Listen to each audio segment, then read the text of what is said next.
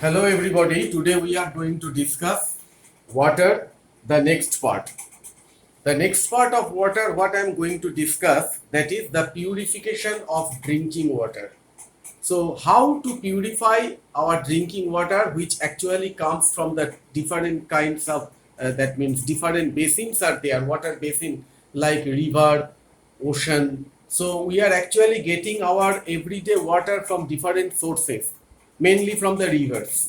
Now you know that the rivers, these are contain some kind of dissolved and suspended impurities, including the germs. So this is not actually helpful for our drinking purpose. So we have to clean the water, we have to purify the water, as well as we have to kill the germ so that it can be safe for our drinking.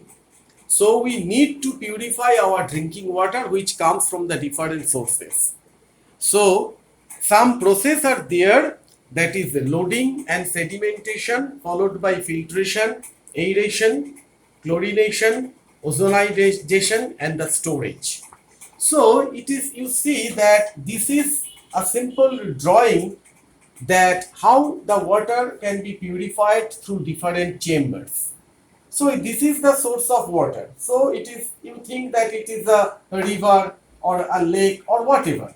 So this is the source of water. With the help of the pump, we can lift the water from the source like river or lakes or whatever, and it can be stored in a huge tank. Now from this huge tank, this is the storage of impure water where many kinds of dissolved impurities and suspended impurities along with the germs, these are present here. So this is not fit for our human consumption. So from this chamber, the water goes in the next chamber. This is the sedimentation tank treated with alum. Now what is the sedimentation? Sedimentation, that means if you flow the water from this chamber to that sediment tank slowly, then the suspended impurities, which are actually suspended or floating in the water, so they are slowly settle down at the bottom of the water. So the settling of the suspended impurities which are present in the water at the bottom of the water, that is called the sedimentation. Due to the force of gravity, these are actually slowly settle down at the bottom. Now if you add some chemicals like potash alum, then the rate of sedimentation will be increased. So to increase the rate of sedimentation, we have to add some chemicals like potash alum, and this particular process is known as loading. So this particular chamber, the sedimentation, from this chamber the impure water goes through the another chamber where the sedimentation takes place, and after that if you add the potash alum, then the rate of sedimentation will increase, and that will stored in that chamber sedimentation. And after that the filtration chamber, and this filtration chamber also helps you. And filtration, the water after sedimentation still contains some lighter suspended impurities which are removed by the filtration through the beds of sand and gravel. So here some sand and gravels are there. So when the water is flowing through this chamber which contains some sand and the gravels, then the impurities, suspended impurities, these are free from that chamber. And then we have to treat that step, that aeration. Aeration, that means now the air under high pressure is actually blown into this chamber. Now this aeration, that means when the air is blown through this filter chamber after the filtration, then also that actually helps you to kill the microorganism. That means when the water is flowing through this filtration bed, then the suspended impurities, these are free from the water almost completely, but still some germs are there, microorganisms. So this aeration, that means when the air is blown through this chamber after filtration, that kills the most of the germs, microorganism present in that water. Then it comes to the sand filter. Now here it is the cross section of the sand filter. You see some layers are there. The first one is the unfiltered water. Then it comes to the chamber of fine sand.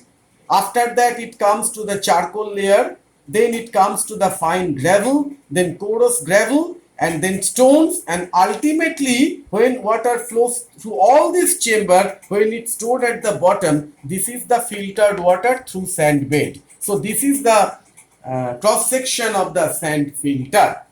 Now this sand filter, then the water moves to the chlorination tank. Then the chlorine, you have to add the chlorine. Now chlorine is a kind of chemical which kills the germ. So chlorination, water is then passed into the chlorination tank where it is treated with chlorine to kill all the germs present in water. Now it is safe for the drinking. Now this water then moves to the storage tank, and you are familiar with this kind of storage tank. It is in your locality also. So this is the storage tank, and from the other line, that pipe that comes from the storage tanks, then it goes for the our homes. So this is the total process of the purification of water in cities, and these are the process how you can get the safe drinking water from the water reservoir or the sources of water.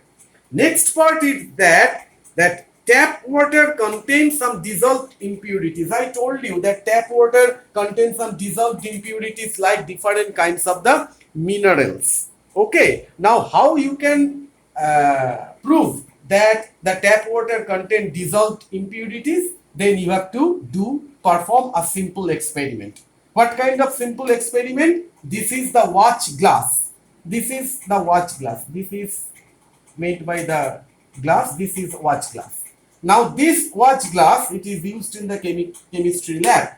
This watch glass, you have to take some tap water inside that watch glass. Then you have to place it over a beaker, and inside the beaker you have to take some water.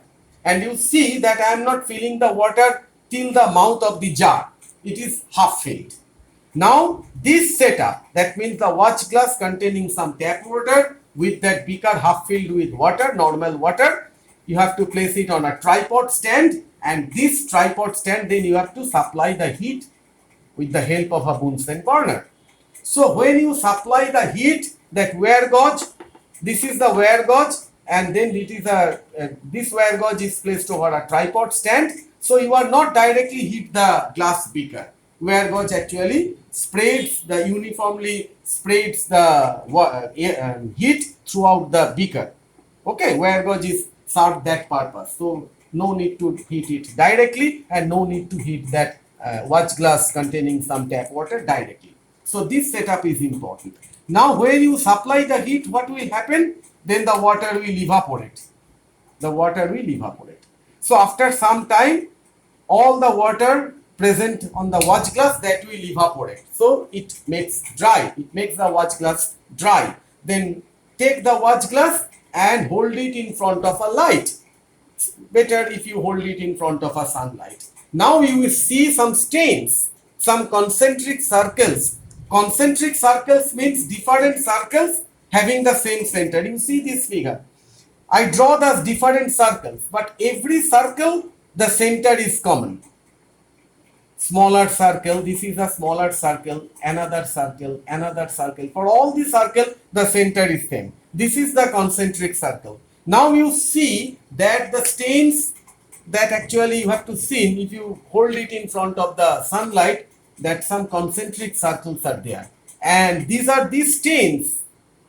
These are actually the mark of presence of different kinds of the impurities in that tap water. So this simple experiment proves that tap water contains dissolved impurities. And finally, the last part, that household methods to get the safe drinking water, I have already discussed, that is by boiling. If you boil the water at 100 degrees Celsius, then it kills all the germs. So boil is the most feasible way.